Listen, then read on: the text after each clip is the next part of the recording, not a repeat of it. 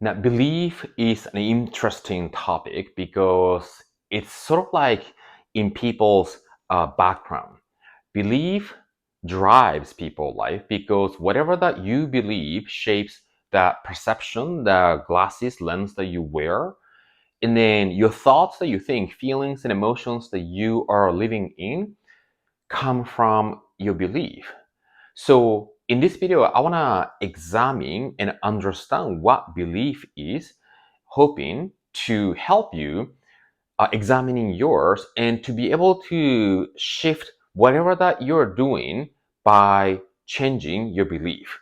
The belief is a fuel inside of us that manifests in the outside. The level of belief that you're in a lot of stuff dictate and shapes your personality, your identity. Your identity is your becoming within you that mirrors what outcome, result, and circumstance you are surrounded by. So what is belief? Because if you ask this to maybe 10 people, you will probably get 10 different answers explaining, describing in slightly different way. But the definition that I like the most, which I sort of organically came up by myself, is belief is an idea that is true for you. Belief in an idea that is true for you.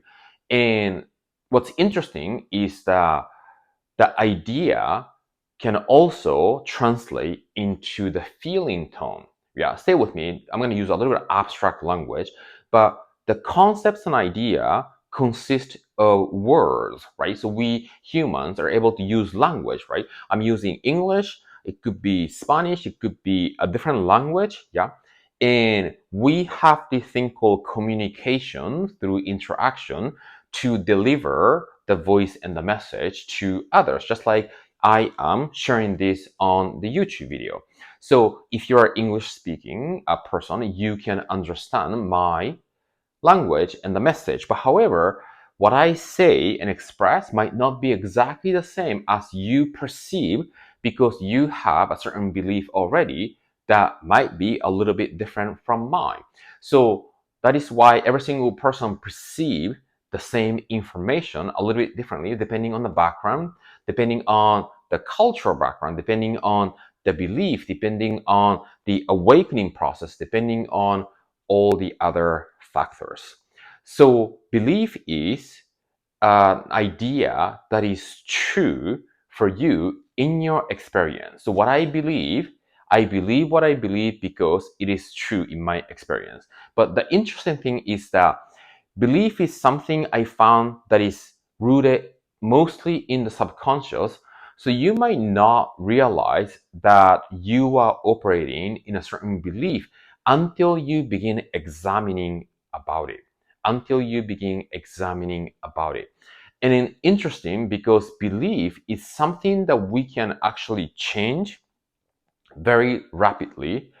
And when we change our belief about something, you can create a different outcome, result, and circumstance in life. So in this video though, what I would like to really anchor is to begin going to different areas in our life one by one and what belief you might be actually holding on to that you might not be aware. You might not be aware. Yeah. So let's start with the realm of health, right? What is your belief around health? Do you believe that health is the absence of disease? Or do you believe, just like I do, health is an integration of all the segments, aspects of life, including the sense of purpose that you might be connected with, connected to, or not connected to, the environment that you are surrounded by, the relationship that you're forming, how much you feel bonding with people around you, and sleep, food, and movement. And also, the process of awakening can influence the level of health that you are in. Now, health is interesting because we are this biological creature, so we have this physiology, and then depending on the physiology, in biology, we start experiencing some sort of resistance, stagnant. And I mean, if you talk about coming from a Chinese medicine standpoint, you have this energetics, right? Meridian and acupuncture pressure points, all that, right? So it's a complex integration of all, right? Now, if you start talking about fascia and connective tissue and how those are connected to different organs, how the electromagnetic field is running to and through your connective tissue system. Now, all those information and then the thoughts that you think influence those energetics, yeah. And depending on the empathy you have, you might actually connect with other people's feeling, right? So they're interconnected and we have these living matrix things inside of us. Do you believe that?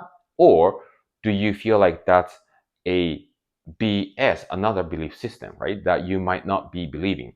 So what is your belief around health? And also though, it's interesting because I often talk about the knowing becoming gap, right? You might be believing in holistic health. You might be believing that you are connected, you are living in an interconnected universe, and you are nature and the presence and your state of being, state of the body is influenced and interconnected with the whole. You might be believing that. However, your behavior might not align with your belief. It's interesting, right? You might start, I mean, if the behavior is not aligning with that holistic version of the health, what you might see is that when you notice that something is off in your, let's say, health, you might not really take care of observing and revisiting the whole thing that we just talked about, but you might go immediately to band-aiding or covering the symptom. Yeah. So that is, we call this praxis, is a little technical term where the belief and the behavior don't match and you have a little disconnect, right? Let's talk about the belief in relationship. Do you believe that you can connect with people and engage with people easily or not? Now, let's say if you're one of those people one of those many people actually, who are seeking, looking for your a soulmate, right? Do you believe that connecting with soulmate is easy, or do you believe that you need to struggle and take a lot of time to find this person? Because if you believe it will show up in your life, we can alter the belief to begin moving the outcome to our desire immediately. Yeah. So I'm a big fan of believing is seen, yeah. And then many people want to believe in this idea, but tends to behave as if they need to see in order to believe. So this is very interesting. What is the belief around money? What is the belief around service, right? Now, when we were maybe like 5 years old, maybe $10 was a lot of money, right? That's because of the circumstance and experience. But when you grow up and when you get to adult, $10 is sort of like very small and little, right? So depending on the way that you see things, things becomes heavy and big, things become small and light, right?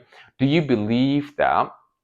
This is very interesting. Many people don't wanna accept the idea that they like and love money because money feels like it's very material stuff.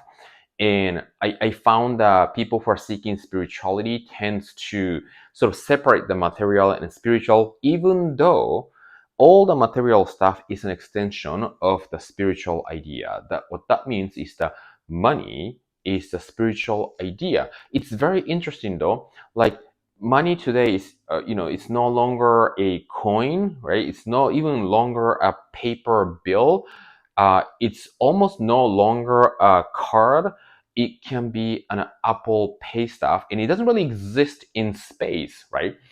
And the money is gonna get exchanged based on the value and service and the contribution and the gift that you share. So can we begin seeing that as a mode of energetic exchange to the value, right? And then that service and the gift and the exchange start with an idea in the mind. So depending on how you see money, what you believe about it, it plays a different role for different people. Like if you look at, Elon Musk, he must have a different view of money compared to somebody who is struggling all the time, right? And somebody who struggle with money struggle not because the person doesn't have the physical money, but the money doesn't get attracted to that person because it's in the he or she is in a struggle state. It's the other way around, right?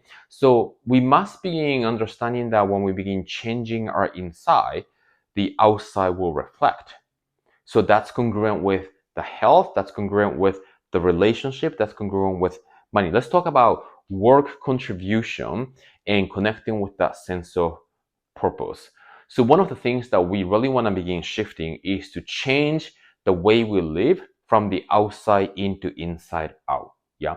Now, what I often observe is that people who, let's say, if you are somebody who is working and lost a job, yeah, many people start by looking for a job in the outside. Now, I highly suggest not to do that, because then if you're doing that, you're living from the outside in. So let me tell you what to do instead. You want to begin visualizing what is it that you really, really want internally before you begin looking for the outside, because then you are leading with the circumstance, not with the idea and the vision. Now, if you have worked a certain time period at the current or past job, you have an idea of what you like, what you don't like, right? So begin putting on paper the whole list of what is it, the environment and circumstance and the contribution that you want to do, in what way, and remove all the things that it didn't serve you, and only put the things that it served you and you want more of, and begin entering into the energy of it through the concept idea in the mind and the feeling in the body. Yeah. And you start there, creating that a foundation of the energetics in your being first, and then see what happens. You could check online, you could go somewhere, and different synchronicities and intuitive hit comes to you, and you will find what you are seeking coming as an attractive force. Yeah. So that is what I mean by going from the inside to the outside instead of outside to the inside. So sense of purpose is gonna be fulfilled by accessing your heart's desire and to begin aligning with your internal knowing, identifying your gift, and then to be able to, and then once you identify that, we're talking about insight first again, right? Once you identify and then dropping into that feeling, the vehicle in which it's going to help you to express that gift will be delivered towards you. Because many people, I think, when they say, I don't know what my purpose is, usually people are seeking the vehicle in which they can express what's inside. And what we must do first is to go to this heart desire and what you are seeking and what you feel fulfilled doing for free. Because if you're doing something for free, it doesn't give it's an easy thing for you. It's something that you're meant to do, and it, if that free thing energizes you, that is your passion, that is something that you're called to do, and you want to tap into that first. Yeah, you want to tap into that first, and then begin identifying how you are able to help and serve others. Because this is interesting, and this is a part of this conversation I love the most. Every single before and after, right?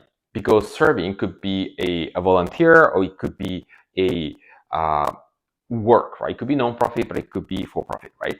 And the energetic is like the value exchange and service is going to be exchange, and the money is the reflection and mirror of that value exchange. Yeah. And when you are entertaining that energy inside, it's going to come towards you very effortlessly, very effortlessly. But what I wanted to point out here specifically is that when you are lined up with that gift, you will be presented all the opportunities to express your gift. It cannot be otherwise because that's what you're here to do. So when we begin understanding the energetics and the journey of the soul, when you align with your mission and the calling, you will be unstoppable, and you will be all the opportunity will be presented towards you.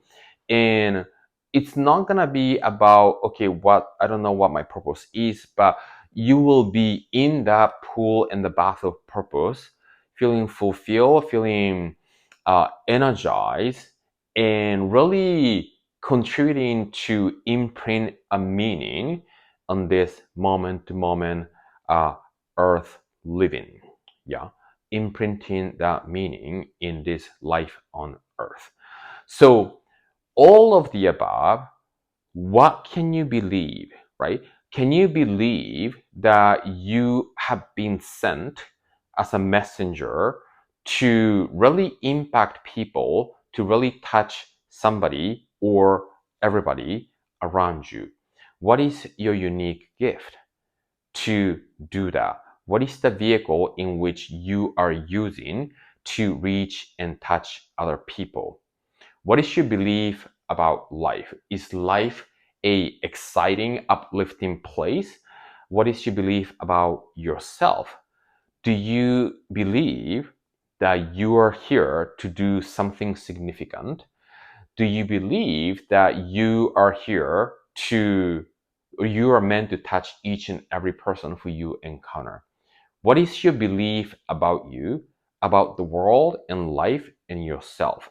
And when you become clear with that, your expansion of the urge of the soul will continue to be expressed through your heart, through your action, through your words, and people who resonate with your idea and energy will be surrounded towards you, begin creating groups and community to be able to create a trickle effect. So let's examine your belief and find out which area in your life you can shift your belief, expand your belief, so you can begin doing the things that you are meant to do, and to be able to feel free inside to communicate and express and influence that freedom to others as well. So that is all I have. Let me know if you have any question, and I'll see you in the next video.